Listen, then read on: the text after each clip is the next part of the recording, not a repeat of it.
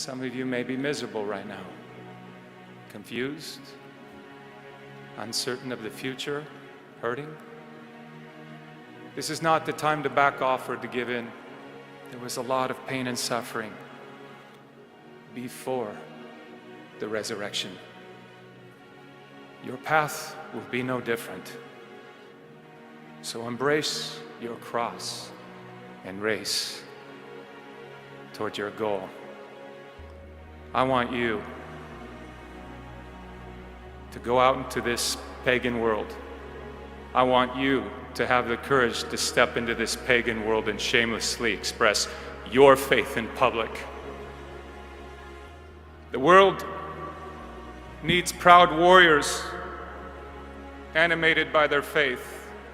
Warriors like St. Paul and St. Luke, who risked their names, their reputations, to take their faith, their love for Jesus into the world.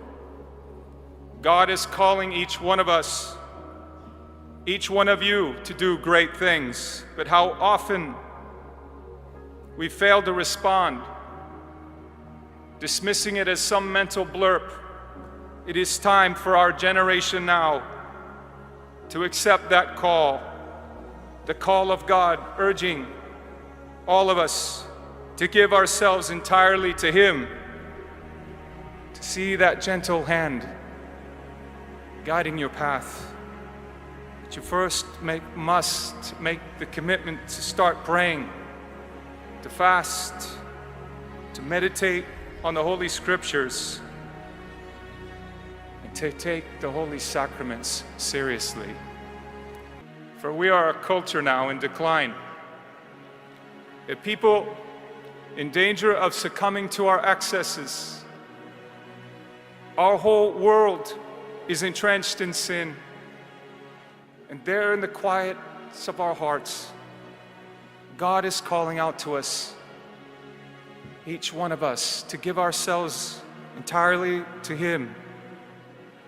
And how often we ignore Him, ignore that sweet call. The great saint of Auschwitz, Saint Maximilian Kolbe, said that indifference is the greatest sin of the 20th century. Oh, my brothers and sisters, it is the greatest sin of the 21st century as well. We must shake off this indifference, this destructive tolerance of evil. That only our faith in the wisdom of Christ can save us, but it requires warriors ready to risk their reputations, their names, even our very lives, to stand for the truth.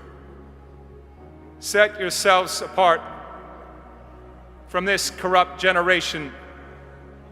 Be saints. You weren't made to fit in. You were born to stand out. For in our country now, we are only too happy to go with the flow. Every generation of Americans needs to know that freedom exists not to do what you like, but having the right to do what you ought. That is the freedom that I wish for you. Freedom from sin, freedom from your weaknesses, freedom from this slavery that sin makes out of all of us. That is the freedom that is worth dying for. Every man dies. Not every man truly lives. You. We all must fight for that authentic freedom and live, my friends. By God, we must live. And with the Holy Spirit as your shield and Christ as your sword, may you join Saint Michael and all the angels in sending Lucifer and his henchmen straight right back to hell where they belong.